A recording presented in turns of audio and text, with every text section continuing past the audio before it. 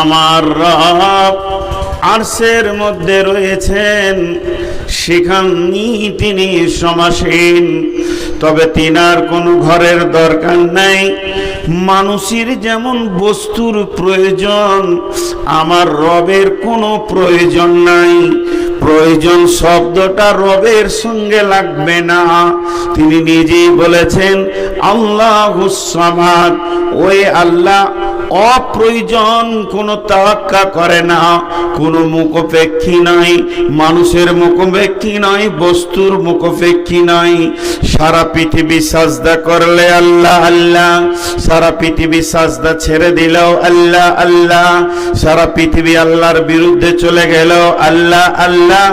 এই জায়গাটা আল্লাহর কেউ কমাতে বাড়াতে পারবে না।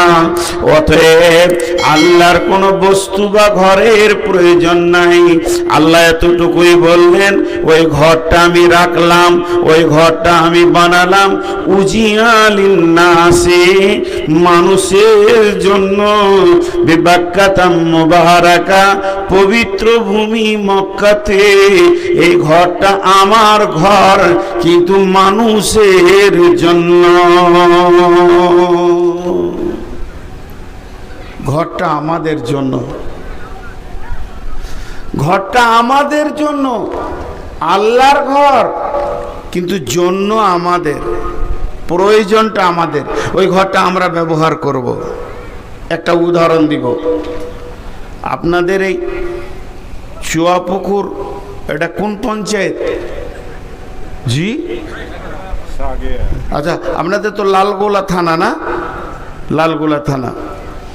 তো লালগোলা থানাটা যতটা বর্গ কিলোমিটার হোক, লালগোলা থানাটা যতটা বর্গ কিলোমিটার হোক, লালগোলা থানার অফিসটা কি অত বড়? অফিসটা তো 1-1.5 বিঘে হয়তো জুড়ে আছে, কি 2 বিঘে জুড়ে। কিন্তু আমি যদি বলি এই জায়গাটা লালগোলা, এটা মুর্শিদাবাদ, এটা লালগোলা, বলা ভুল হবে না। কেন? ওই জায়গাটা অফিস করলো, এই জায়গাটার একটা সীমারেখা দিয়ে বলা হলো তোমরা লালগোলা থানার অধীনে। কেন অফিসটা কেন করা হলো? অফিসটা যদি নাই থাকতো, ওই ঘরটা যদি নাই থাকতো, কি চলতো না? চলতো।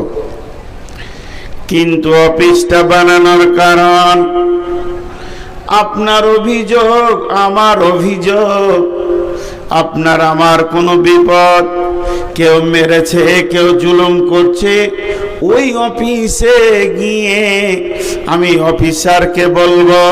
তেমনি সারা পৃথিবীতে অগণন আল্লাহর বান্দা এসে গেছে।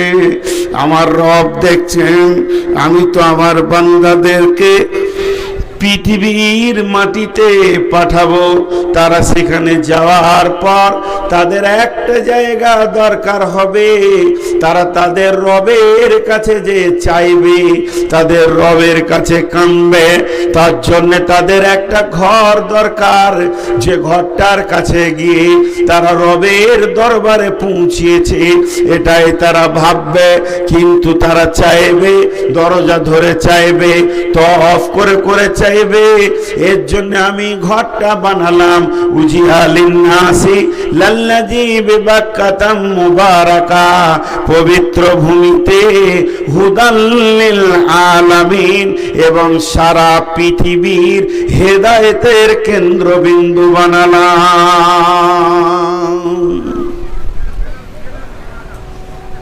ছোট্ট একটা কথা বলে রাখছি, আমি জীবনে ফতোয়া দিই না, কিন্তু আমার এই ব্যক্তিগত ব্রেন থেকে একটা কথা বলে রাখছি। আমি যতটুকু উপলব্ধি পেয়েছি, খালি জেনে রাখবেন, একটা কথা বলছি, সেটা মুখস্থ করেলেন, ব্রেনে ভরেলেন। কাবার যে মুসাল্লাটা আছে, কাবার যে মুসাল্লাটা আছে, ওই মুসাল্লায় যে ইমাম, কিয়ামত পর্যন্ত যত ইমাম আসবে, আল্লাহর রহমতের সহি আকীদার আসবে, আল্লাহর রহমতের সহি আকীদার আসবে। খালি একবার ফলো করবেন তিনি কেমন করে চলছেন। কেন?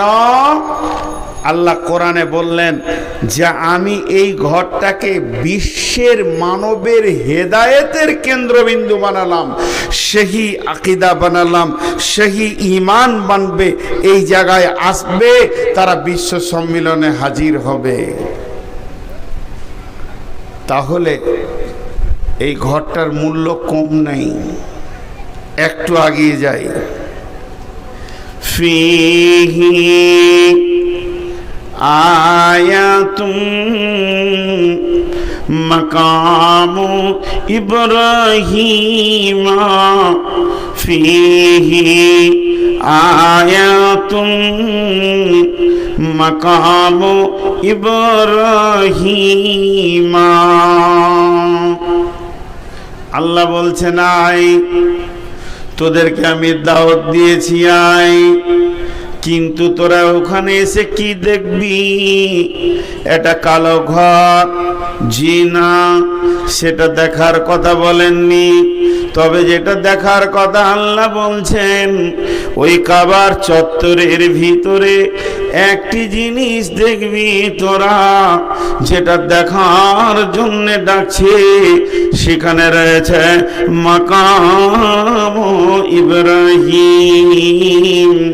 এতগুলি নবী চলে গেল, কম বেশি 1.5 লক্ষ নবী গেল, 1,24,000 গেল, যে যা বলবে বলুক না কেন, হযরতে আদম থেকে নিয়ে শেষ নবী পর্যন্ত এতগুলো নবী গেলেন, এতগুলো রসুল গেলেন, কোন নবী বা রসুল ওই জায়গাতে কাবার চত্বরে জায়গা পেল না, তাকে স্থান দেওয়া হলো না, তার নামে কোনো রেজিস্ট্রেশন হলো না, কোনো একটু জায়গা দেওয়া হলো না। এটা মুসার জায়গা, ঈসার জায়গা, হারুনের জায়গা, দাউদের জায়গা, এটা নবী সুলাইমানের জায়গা, নবী সলেহের জায়গা বলা হলো না।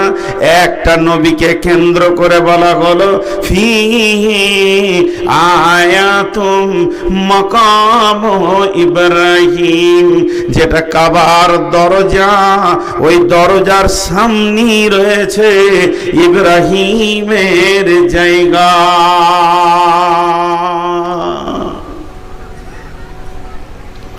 সেই দরজার সামনে রয়েছে ইব্রাহিমের জায়গা। এটাকে নিয়ে দু কথা বলবো।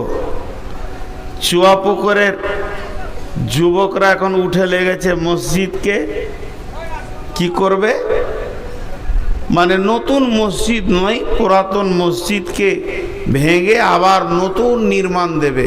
আলহামদুলিল্লাহ, ভালো কাজ, এবং এটা খুশির কাজ, এটা আনন্দের কাজ এবং নেকির কাজ, সব মিটে গেল। কিন্তু আমি যদি বলি চুয়াপুকুরের যুবকদেরকে জালসা বন্ধ করে দাও, টাকা লাগবে না, মসজিদটা আমি একা বানাবো, 2.5 কোটি টাকা দিয়ে 3খানা মসজিদ বানালাম, এটাও আমি বানিয়ে দিব, জায়গাটা মেপে দাও, আপনাদের মন মতো মসজিদ হবে, 2 তলা 3 তলা, যেমন যেমন চাইবেন হবে। কিন্তু শর্ত হচ্ছে একটা, যেটা ইমামের মেহরাব হবে, ওই মেহরাবের সামনে 5 কি 7 ফুট বাই 7 ফুট জায়গাটা আমার ব্যক্তিগত থাকবে। কেউ মেনে নিতে পারবে? কেউ মেনে নিতে পারবে? মুখ খুলেন, পারবে না। মসজিদের ভিতরে আপনার ব্যক্তিগত জায়গা কেন হবে? কাবা শরীফের মসজিদ যেটা হারাম, মসজিদে হারাম যাকে বলা হয়, এখানে আবার অন্য কথা বেরিয়ে চলে আসবে হারাম কেন বলা হচ্ছে। ওখানে অনেক কিছু আছে, বিষয় আছে, সেটা আজকে আমার বিষয় নয়, সময় থাকলে বলবো। তো কাবা শরীফের ওখানে গোল করে নামাজ হয়। তো বোঝানোর জন্য বলছি, টেবিলটা যদি কাবা শরীফ হয় তো গোল করে রাউন্ড দিয়ে শুরু হয়ে গেল কাতার। এই কাতার চলতে চলতে চলতে চলতে ধরেন 150-200 মিটার 300 মিটার চারিদিকে, আবার কোনো কোনো দিকে বেশি আছে, কমও আছে। কেউ কেউ বলেন কতগুলো মানুষ একসঙ্গে ওপরে নিচে সিঁড়িতে যত জায়গায় মুসল্লা দেওয়া আছে, দাগ দেওয়া আছে, যতটা পরিমাণে বাইরে ভিতরে চত্বরে করে একসঙ্গে কতগুলি লোক নামাজ পড়তে পারবে? ওখানকার, এটা তো কোরআন হাদিসের কথা নয়, এটা ইঞ্জিনিয়ারদের কথা। ইঞ্জিনিয়ারদের কথা যে কতটা মসজিদটা বড়, 1 থেকে 1.5 কোটি লোক নামাজ পড়তে পারবে। 1 থেকে 1.5 কোটি লোক নামাজ পড়তে পারবে। আর ওই 1.5 কোটি, আমার আইডিয়াতে আমি বলছি, কাবাটা 15-20 ফুট, 20 ফুট, 20 ফুট, 20 ফুট, মানে এতটা চওড়া, অতটাই চওড়া, মানে বর্গ আকার কাবাটা। এদের উত্তর দক্ষিণও 20 ফুট, পূর্ব পশ্চিমেও 20 ফুট। তাহলে এই বর্গ আকার ঘরটা, তার যেটা দরজাটা পূর্ব দিকে আছে, আল্লাহর ঘরের দরজাটা পূর্ব দিকে আছে। আর ওই দরজার পাশেই একদম কাবার গা লাগা ওই জায়গাটা হলো ইব্রাহিম আলাইহিস সালামের জায়গা। আবার ওটাকে দেখতে বলছেন। কে বলছেন? আমি লয়, আল্লাহ। আমি যদি বলি তাহলে আপনি আমার কথাটা নিয়েন না, কিন্তু আল্লাহ বলছেন। কি বলছেন? ফিহি আয়াতুম মাকাম ইব্রাহিমা, ওখানে একটা নিশানা আছে। নিশানা মানে নিদর্শন। সূর্য উঠে ডুবে, এটা একটা নিদর্শন। রাতের পরিবর্তন, দিন রাতের পরিবর্তন, আল্লাহকে পাওয়ার নিদর্শন। আসমান মাথায় আছে, একটা নিদর্শন। আয়াত মানে নিদর্শন। জমিনটা আল্লাহ বানিয়েছেন, এটা একটা নিদর্শন। আল্লাহর যতগুলি নিদর্শন আছে, এই নিদর্শনের ভিতরে ফিহি, ওই কাবার ভিতরে আয়াতুম, এমন একটা আল্লাহ নিদর্শন রেখেছে, একটা নবীকে কেন্দ্র করে, তার দিকে যেন মানুষের নজরগুলো চলে যায়। মাকাম ইব্রাহিমা, ইব্রাহিমের জায়গা। আবার ইব্রাহিমকে কত আল্লাহ সম্মান দিলেন, তার নামটা কোরআনে উল্লেখ করে দিলেন। শুধু এই পর্যন্ত নয়, ইব্রাহিমের পদচিহ্ন একটা পাথরের উপরে উনি দাঁড়িয়ে কাবার তামির দিয়েছেন, কাবাকে গেঁথেছেন। যত কাবা উপরে উঠেছে, আল্লাহর কুদরতে পাথর উঠেছে, সেই পাথরটা আজও কাবার চত্বরে আল্লাহ রেখে দিলেন। এটাও নিদর্শন, নিদর্শন। হে মসজিদ বানানেওয়ালা, হে মসজিদ ময়নেওয়ালা, হে মসজিদের তামির দেনেওয়ালা, একবার ইব্রাহিমের নিদর্শনের দিকে খেয়াল করো। আল্লাহ কত সম্মান বাড়ালেন। ফিহি আয়াতুম মাকাম ইব্রাহিম। ইব্রাহিম চলে গেলেন, ইসমাইল চলে গেলেন, সব নবী শেষ। ঈসা নবী চলে গেলেন, শেষ নবী এলেন। শেষ নবীর সাবে মেরাজ হলো। আমি লম্বা ঘটনাকে শর্ট করছি। সাবে মেরাজে 5 ওয়াক্তের নামাজ এলো।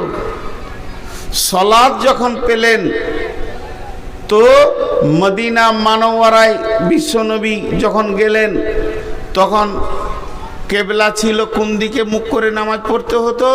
আজকে বর্তমানে ফিলিস্তিনে যে মসজিদে আকসা রয়েছে, এইটা ছিল প্রথম কেবলা। ওই দিকে মুখ করে নামাজ পড়তে হতো। আর ওই দিকে মুখ করে নামাজ পড়তে পড়তে আসরের নামাজের সময় আবার আল্লাহ ঘুরিয়ে দিলেন, তোমরা ওই দিকটা ছেড়ে দিয়ে মক্কার কাবাকে কেবলা করে লাও। লম্বা ঘটনা আছে। 2 রিকাত নামাজের দ্বিতীয় রিকাতে আল্লাহর রসুল রুকুর হালাতে ছিল ফিলিস্তিনের দিকে, মসজিদে আকসার দিকে। আর জিবরাইল আমিন কানে কানে বলে দিলেন যে আল্লাহ রসুল, আপনি এবার আছেন তো ধরেন ওটা উত্তর দিক হবে, মদিনা থেকে আছেন তো উত্তর দিকে, হয়ে যান দক্ষিণ দিকে। আল্লাহ রসুল উঠে দাঁড়িয়ে গেলেন, আল্লাহ আকবার আর বললেন না। সাহাবীরা রুকুর হালাতে আছেন, কাতারকে ফাড়তে ফাড়তে ফাড়তে ফাড়তে গিয়ে শেষ কাতারে ওই দিকে মুখ করে রুকু করে নিলেন। আর সাহাবীদেরকে বলে তোমরা ঘুরে যাও। পুরা কাতার আপনাদের মসজিদে ছিল এই দিকে, হয়ে গেল এই মুখে, দরজা মুখে হয়ে গেল। আসরের নামাজে এই ঘটনাটা ঘটেছিল মদিনা মানবরাতে। তারপরে যখন কেবলা হয়ে গেল কাবাটা, এই যেটা বর্তমানে আছে মক্কাতে, আল্লাহ রসুল এবার সফরে এসছেন, উমরাতে এসছেন, হজে এসছেন, নামাজ পড়বেন, কেবলাকে সামনে রেখে নামাজ পড়বেন। তো মুসল্লাটা হাতে নিয়েছে, দেখেন কত মজার কথা।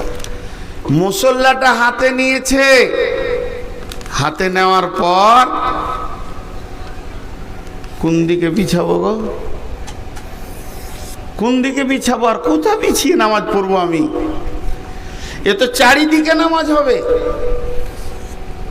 এবার আমাদের রমজানে যে উমরায় গিয়েছিলাম, হোটেলটা যেদিকে ছিল পূব দিকেই নামাজ পড়ে এলাম। সূর্য উঠছে ওই মুখী নামাজ পড়ছি, কারণ হোটেলটা পশ্চিম দিকে ছিল কাবার। তো কোন দিকে বিছাবো? এটা কাবা, কাবার পশ্চিম থেকে পূর্ব দিকে নামাজ হবে, পূর্ব থেকে পশ্চিমে হবে, উত্তর থেকে দক্ষিণে হবে, দক্ষিণ থেকে উত্তরে হবে, চারিদিকে হবে। এখন সাহাবীদের ভিতরে বিশ্ব নবী প্রশ্ন করছেন, ওগো তোমরা বলো আমি আজকে মুসল্লাটা কোন জায়গায় রেখে নামাজ শুরু করব, ইমামতি করব? সাহাবীদের যার যেমন ছিল সে তা বললেন, কিন্তু হযরত উমারকে জিজ্ঞেস করলেন, উমার রে তুমি একটু বলো আজকের দিনে আমি মুসল্লাটা কোন দিকে রাখবো? হযরত উমার বললেন, ইয়া রাসূলুল্লাহ আমার বলতে 2 মিনিট লাগবে। বলছে বলো। বলি ইয়া রাসূলুল্লাহ এটা কাবার পশ্চিম দিক, এটা কাবার পূর্ব দিক, এটা কাবার উত্তর দিক, এটা কাবার দক্ষিণ দিক, কিন্তু একটা জিনিস খেয়াল করেন, আমার আল্লাহ কাবার পূর্ব দিকটা কত ভালোবেসেছেন। কাবার পূর্ব দিকে রয়েছে হাজরে আসওয়াদ, কাবার পূর্ব দিকে রয়েছে জমজমের কূপ, কাবার পূর্ব দিকে রয়েছে সাফা মারওয়া, কাবার পূর্ব দিকে রয়েছে আল্লাহর ঘরের দরজা, আবার কাবার পূর্ব দিকেই রয়েছে আপনার দাদার বংশের পদচিহ্ন ইব্রাহিমের, আবার কাবার পূর্ব দিকেই রয়েছে জায়গাটা ইব্রাহিমের। আল্লাহ তাকে কত ভালোবাসে, এত বড় পরিধি মসজিদের ভিতরে সামান্য জায়গা ইব্রাহিমকে তুলে দিয়েছে। আর আপনি ওই বংশের সন্তান, আপনি সেই বংশের গৌরব, আপনি সেই বংশের সুসন্তান, আপনি সেই বংশের আখিরি নবী। আর হযরতে ইব্রাহিম চোখের পানিতে কাবার তামির দিতে গিয়ে কেঁদে বলেছিলেন, সূরা বাকারায় আছে আয়াত, মুখস্থ নাই ভাই। সূরা বাকারায় আল্লাহ বলেছেন হযরতে ইব্রাহিম 3খানা দোয়া করেছিলেন, তার মধ্যে একটা দোয়া ছিল আমার ইসমাইলের বংশধরের প্রতীক চিহ্ন যেন পৃথিবী থেকে নিশ্চিহ্ন না হয়ে যায়, ইসমাইলকে যেন আল্লাহ কায়েম রাখো, আমার ইসমাইলের নাম যেন কিয়ামত পর্যন্ত থাকে। তাহলে না আল্লাহ তাবারক ওয়া তাআলা সেই ইসমাইলের বংশের নিসাল থেকে আখিরি নবীকে নিলেন। হযরত উমর বলছেন, ইয়া রাসূলুল্লাহ আপনি আপনার বংশের পরিচয়কে রাখার জন্য আপনার দাদার জায়গাতে মুসল্লাটা রেখে নামাজ শুরু করে দেন।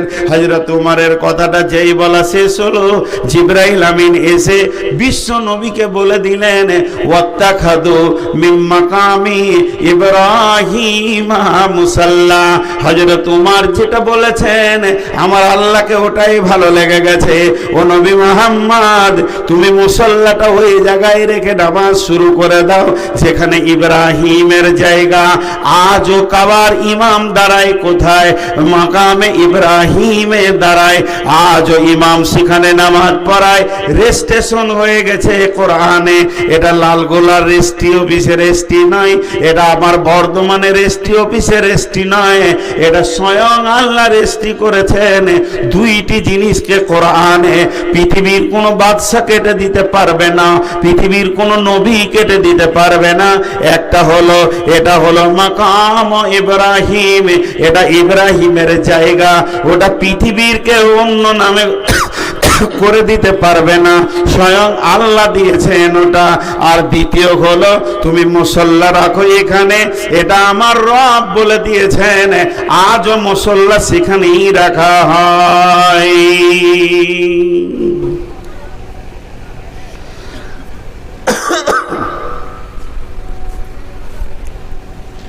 আজও রাখা হয়। মাঝে একটা ছোট কথা বলে নিব, মনে খারাপ কিছু নিয়েন না, ক্ষমা চেয়ে বলছি হাত পাগুলো ধরে। উমরা যদি করেন তো এই খেপার সঙ্গেই যেন, এইটুকুই বলে রাখলাম। বিজনেসম্যান যদি মনে করেন তো করে নিতে পারেন, বিজনেসের নিয়তে নামিনি। ইতিহাস যেগুলো বলি ওখানে ওইগুলোই দেখিয়ে দিই, এইটা মাকামে ইব্রাহিম। তো যাই হোক, যে কথা আপনাদের সামনে বলছিলাম, তা আল্লাহ আবার ওইটার কথা কোরআনে তুলে কি বললেন? ওয়ালিল্লাহি আলান নাসি হিজ্জুল বাইতি মান ইসতাতা ইলাইহি সাবিলা। হে বিশ্ববাসী রে,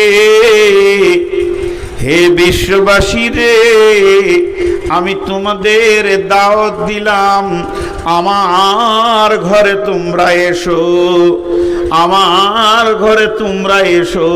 যদি তোমাদের ইস্তাতাত আমার ঘরে পৌঁছানোর ক্ষমতা হয়ে যায়, হে আমার গোলামের দল, তোমরা আমার ঘরে এসো, এসো। তাহলে ওখানে ডাকলেন কেন? এইগুলো দেখবেন। এগুলো দেখলে কি হবে? আপনার জজবা বাড়বে, ইমানি জজবা। তো যাই হোক, মুফাসসিরিনদের মত হচ্ছে হযরত ইব্রাহিম আলাইহিস সালামকে এত সম্মান দেওয়ার কারণটা কি, যে যত নবী এসেছিলেন সব থেকে বেশি ইব্রাহিম আলাইহিস সালামকে পরীক্ষা করা হয়েছিল। 113 বার পরীক্ষা করা হয়েছে। আর প্রত্যেকটি পরীক্ষাতে উনি স্কলার ছিলেন। তার মধ্যে 13 বার কঠিন, তার থেকে কঠিন 3 বার। সেই 3 বারের ভিতরে একটা বার হচ্ছে ছেলের গলাতে, বাচ্চার গলাতে ছুরি দেওয়া। কোরআন বলছে, এটা সহি জয়ীফের নাই। জি, সন্তানের গলাতে একবার ভাবেন তো, আপনি আপনার বাচ্চাটাকে সামনে রেখে, বেটা সৌ তো তোমাকে জবাই করব আমি আল্লাহর জন্যে। এই পরীক্ষাগুলো তিনার উপরে হয়েছিল, এই জন্যে এই সম্মান। তা আমি আপনাদের সামনে এই ইতিহাসটা কেন দিলাম? আজকে আপনারা সেই ইতিহাসে নামতে চলেছেন। আমার নসিবই খারাপ। ওই চাওয়াল, আপনি উঠেন, আপনি উঠেন, দাঁড়ান, দাঁড়ান, একদম বাইরে যান। খুব শিয়ানা মালুম, ভাবছি হয়তো দেখতে পাই নাই। আমার কাজই ওই সোজা লালগোলা স্টেশন, নাহলে বহরমপুর। তো এটা হলো একটা ছোট্ট ইতিহাস বললাম। কেন বললাম? বিভিন্ন জিনিসকে নিয়ে মতান্তর হয়েছে, বেশ কিছু জিনিস নিয়ে। মসজিদ পৃথিবীর প্রথম কোনটা? কেউ বলছে কাবাটা, তো কাবার তো কেবলা। ওখানে যে মসজিদটা আছে, মসজিদটার নাম হারাম, মসজিদটা গোল, বলছে এইটা প্রথম। আর একটা দলিল এসছে, পৃথিবীর প্রথম মসজিদ হচ্ছে মসজিদে নববী। কিন্তু আরো একটা দলিল আছে, এই রসুলের কমপ্লিটলি ইসলাম যখন এসেছে তখনকার প্রথম মসজিদ মসজিদে কোবা। নানা রকম কথা। যাই হোক, মসজিদ বিশ্বনবী বানিয়ে গেছেন, বিশ্বনবী বানিয়ে গেছেন। আল্লাহ বলছেন বিসমিল্লাহির রহমানির রহিম, ইন্নামা ইয়ামুরু মাসাজিদাল্লাহি মান আমানা বিল্লাহি ওয়াল ইয়াউমিল আখিরি ওয়া আকামাস সালাতা ওয়া আতাজ যাকাতা ওয়া লাম ইয়াখশা ইল্লাল্লাহ ফাআসা উলাইকা আন ইয়াকুনু মিনাল মুহতাদিন। মাঝে একটা কথা ছাড়া গেছে বলিনি, এই কাবাটা অনেকবার বানানো হয়েছে, কিন্তু একবার দুবার নয়, অনেকবার। আদমের জামানায় হয়েছে, সব নবীর জামানায় ওটাকে মানে আপনারা যেমন মসজিদকে বানাচ্ছেন এইভাবে বানানো হয়েছে, শেষ নবীর জামানাতে হয়েছে, শেষ নবীর বাচ্চা অবস্থায় হয়েছে, ইতিহাস আছে। তো বিভিন্নভাবে বানানো হয়েছে। তো তার মধ্যে আল্লাহ এবার কি বলছেন, যারা মসজিদ বানাবে তাদেরকে বলছেন, আপনাদেরকে একটা ছোট্ট করে কথা জিজ্ঞেস করি, একটু হালকা আওয়াজে উত্তর দিবেন, চিল্লাতে হবে না, যাতে করে আমি বুঝতে পারবো যে আপনারা মন দিয়ে শুনছেন। সেটা হচ্ছে যে মসজিদ ভাঙা গোনা না নাকি? ভাঙা মসজিদ ভাঙা গোনা না নাকি? কোনো উত্তর পেলাম না। আচ্ছা, আপনারা চুপ করে আছেন কি করে? ধৈর্য আছে বাবু, কথা বলছেন না কেন? আরে ভাই, আপনারা যদি কথা না বলেন আমাকে কেমন লাগবে? আমি যদি আপনার কথার উত্তর না দিই তো আপনাকে কেমন লাগবে? মসজিদ ভাঙা গোনা না নাকি? গোনা। আর বানানো নেকি, এটাই আমরা জানি। তামির, ইন্নামা ইয়ামুরু, ইয়ামুরু শব্দের অর্থ হলো মসজিদের কল্যাণকর হবে ওরা, কল্যাণকর, ভালাই করবে, দেখভাল করবে, বানাবে শব্দ লয়। তাহলে প্রয়োজনে ভাঙতে হবে, তখন ভাঙলে নাকি? আবার গড়তে হবে, গড়লে নাকি? এখন এই মসজিদটা ভাঙতে হবে, অর্ডার হয়েছে, টাকা পয়সা হয়ে গেছে, মাল এসে গেছে। জি, আমাদের এলাকায় আমি যে মসজিদ করলাম তো দুইটা মসজিদ, তিনটা মসজিদ ভেঙেই বানানো হলো। তো একটা জিসিবিকে বললাম যে ভাই মসজিদটা কালকে ভেঙে দাও, বলছে ওই কাজ কি আমি করি? ওখার কি বুঝায়? অনেকবার বললাম তুমি যা নেবে খালি ভেঙে ট্র্যাক্টরে তুলে দাও। না হুজুর, আপনি যা বলবেন সব করব, কিন্তু এই কাজ করতে পারবো না। ওর ধারণাটাই খারাপ। মসজিদ ভাঙলে নাকি? এখন যদি মসজিদটা ভাঙতে হয় লিভার খরচা হবে 20,000 টাকা, কিন্তু যুবকরা বলছে না আমরা ভেঙে নিব, কাউকে দিব না। এবার যদি ধীরে ধীরে ভাঙেন তো অনেক মাল পেয়ে যাবেন, খবরদার জিসিবি দিয়ে ভাঙবেন না, ধীরে ধীরে ভাঙবেন তো ইট অনেক পেয়ে যাবেন, অনেক মেটেরিয়ালস পেয়ে যাবেন। তো এবার কোন মসজিদ ভাঙলে নাকি? ভাঙা হয়ে গেছে, এরপরে করলে নাকি? তখন আবার ভাঙলে গোনা, আবার এখন না ভাঙলে গোনা। ভাইরা আবার না ভাঙলে গোনা এটা নয়, না ভাঙলে আপনি নেকিতে শরীক হতে পারলেন না। আল্লাহ তাবারাক ওয়া তাআলা ভাষাটা ব্যাপক শব্দে বলেছেন, অনেক একটা শব্দে ব্যাপক অর্থ রয়েছে। ইন্নামা ইয়ামুরু মাসাজিদাল্লাহি, নিশ্চয়ই ওই লোকেরা আল্লাহর মসজিদের দেখভাল করবে, তারা দায়িত্ব নেবে, তাদের উপরে দায়িত্ব থাকবে, তারা মসজিদের চিন্তা চেতনায় মগ্ন থাকবে, মসজিদকে ভালোবাসবে।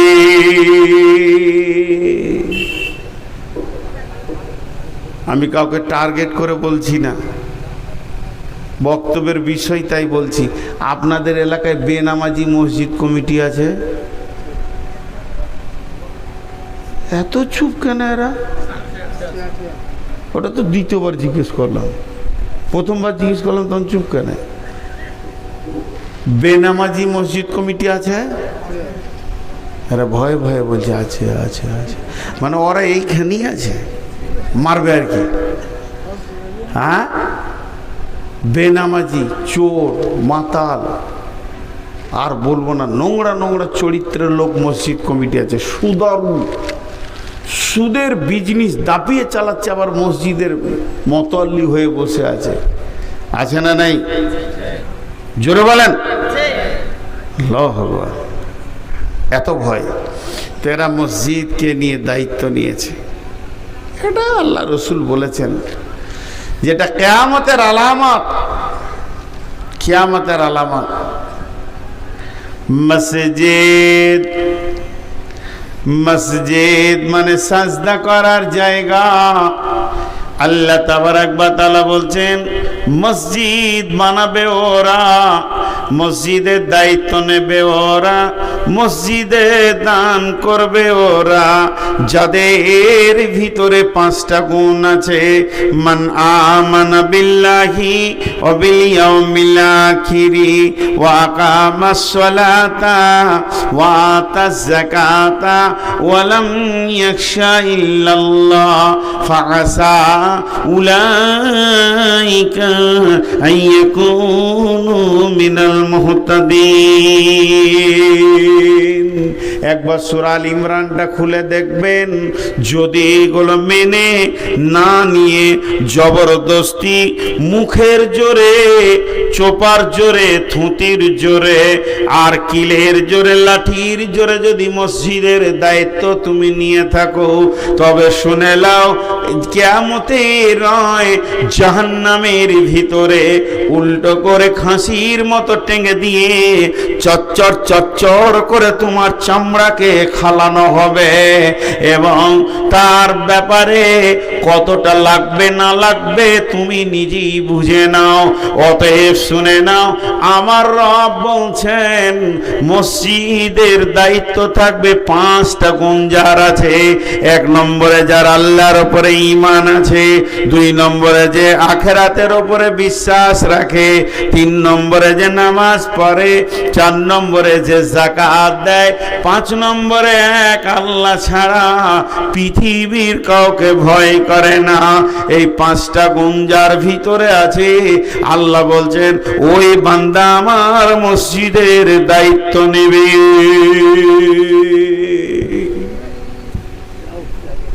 জি মারবে বলছে নাকি লাঠি? মারিয়েন না গো। কতক্ষণ হলো? আধা ঘন্টা হলো।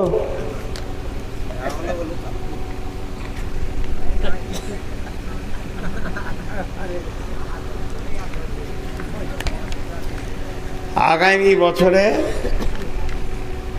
জালসার ডেট নিব, তার আসবো না। ডেট নিয়ে দেখবো, যারা 8টার মধ্যে দেবে, 2-3টে ডেট, এক ডেটই নিয়ে নেব, যে যারা তাড়াতাড়ি দিব ওইটাতে চলে যাব। সবাইকে ফাঁকি মারবো। মানে সমাজ আমাকে যা ধোঁকা দিয়েছে, এবার এদেরকে যদি আমি আর 20 বছর দিই তো গুনাহ হবে না, পূরণ হবে না আর কি। এতগুলো ধোঁকা খেয়ে আছে। আপনাদেরই এলাকায় আমি এসে বলছি ভাই ক্লান্ত আছি, শোয়ার জায়গা দেন। বলছে শুলে হবে, প্রধান বক্তা বসে থাকতে হবে, লোক দেখবে তবেই তো বুঝবে যে এসেছে। শুতেও দেয় না আপনার এলাকায়। কান ধরেছি, জীবন আর যায় না। 6বার ফোন করেছে, না আমি বসতে পারবো না। বলছে না স্পেশাল ঘর থাকবে, না বুঝতে পারবো না। আজকে এসিতে ছিলাম। তো যাই হোক, মসজিদে বানাতে গেলে 5টা গুণ থাকতে হবে। সেই 5টা গুণ আমাদেরকে ভেবে দেখে নিতে হবে। আল্লাহর প্রতি ঈমান, আল্লাহর প্রতি ঈমান থাকতে হবে। সবারই তো ঈমান আছে আল্লাহর উপর। টাকাগুলো গুটিয়ে ভরে নিয়েছেন নাকি? এখানে টেবিলে টাকাগুলো কই নিয়ে চলে গেছে। তাহলে কি করে কি বলবো? দেন 100-200 টাকা কেউ দান করবেন তো করেন, চট করে দেন। 500, 500, 1000। দেখেন এই টাকাটার দিকে এবার তাকান। এরা কিন্তু টাকাটা আমাকে দেয়নি, এটা দিয়েছে কাকে? আল্লাহকে। কাকে দিয়েছে? আপনারা আমার সঙ্গে কথা বলেন। এই টাকাটা দিয়েছে কাকে? আল্লাহকে। কোথায় ছিলি ভাই এতক্ষণ? আহা, বাড়িতে এত লেটে আসে। আমার দুয়ারি পাইনি তখন থেকে রে। আহা, যা আবার মিষ্টি খেয়ে। তো এই টাকাটা, হ্যাঁ হ্যাঁ, আমার পরে তোর বায়ান হবে, যা এখন কালেকশন করবো না, যাবে কালেকশন যা হবার হয়ে গেছে, আর কালেকশন করবো না। এই টাকাটা দিয়েছে আল্লাহকে।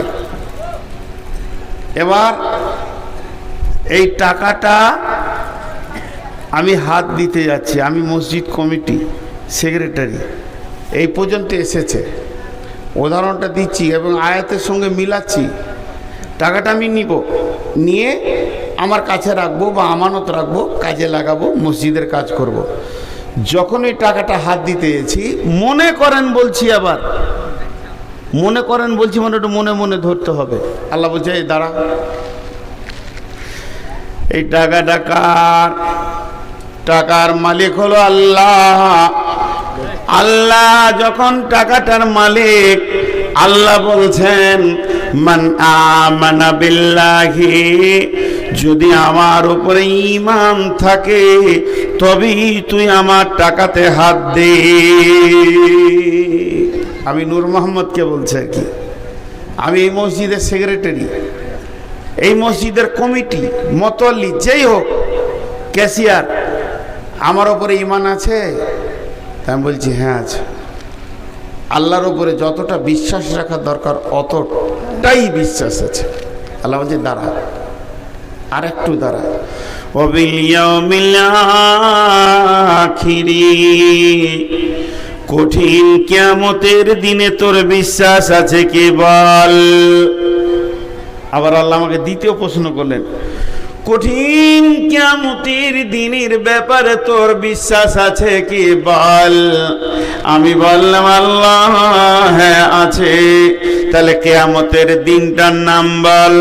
কিয়ামতের নাম কিয়ামত, কিয়ামতের নাম মাহশর, কিয়ামতের নাম ইয়াউম, কিয়ামতের নাম ইয়াউমুল আযীম, কিয়ামতের নাম ইয়াউমুল ফাসল, কিয়ামতের নাম কারিয়া, কিয়ামতের নাম হাক্কা, কিয়ামতের নাম সালা, কিয়ামতের একটা নাম হচ্ছে ইয়াউমুল হিসাব, সেটা হিসাবের দিন। ইয়াউমুল ফাসল, সেটা জুদাইয়ের দিন।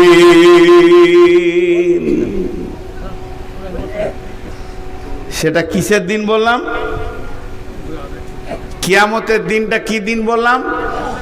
হিসাবের দিন। সকলে জোরে বলেন কিসের দিন?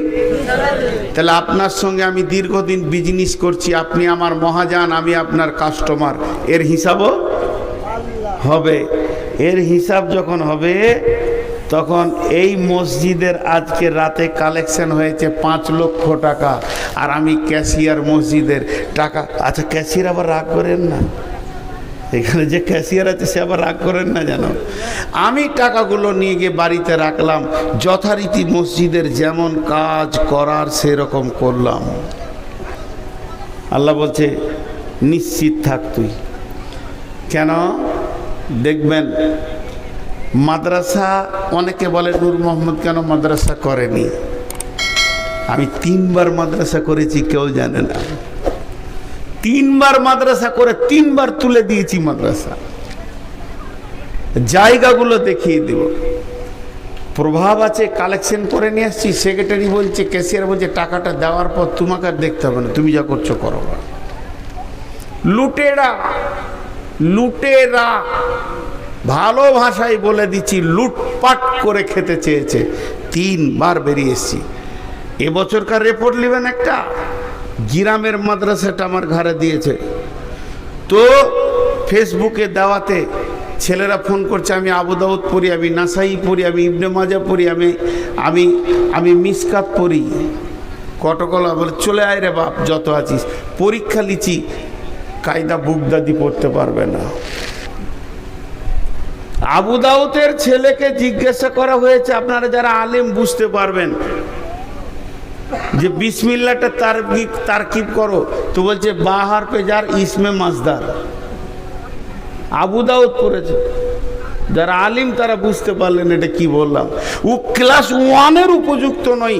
তাহলে আজকে চুয়াপুকুর মাদ্রাসা, আজকে লাল গোলাপ মাদ্রাসা, আজকে এইরকম যত মাদ্রাসা আছে, চুয়াপুকুর বলছি মানে এটা খারাপ আমি বলছি না, আমি আস্তাগফিরুল্লাহ মাফ চাইছি, উদাহরণ দিচ্ছি। আজকে আমার মাদ্রাসাটারই কথা বলছি, বছরে 40 লক্ষ টাকা ব্যয় আছে, আর একটা ছেলে আলিফ শিখতে পারেনি। ওই ব্যয়টা আমানত হয়েছে না খেয়ানত হয়েছে? আলেমদেরকে জিজ্ঞেস করব। 22টা একসঙ্গে 24টা ছেলে এলো, মাত্র 3টে ছেলে, তাও তার আবু দাউদ নাসাই পড়ে চলে এসছে, 3টে ছেলে ক্লাস 1-এ ভর্তি হলো।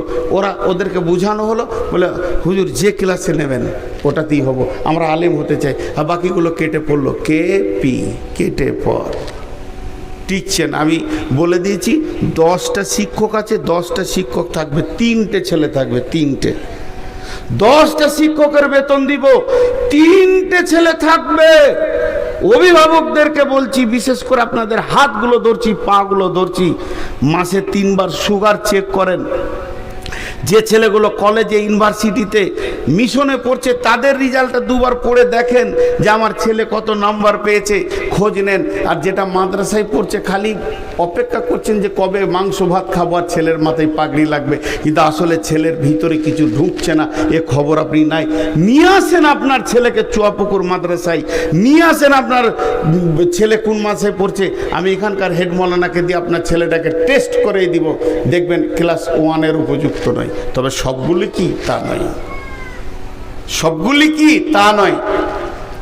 তো আল্লাহ তাবারক ওয়া তাআলা বলছেন যে শোন, সেটা হিসাবের দিন, সেই দিন হিসাব হবে আমানতের খেয়ানতির। কেমন? একবার মাদ্রাসার হিসাবে বসবেন, জি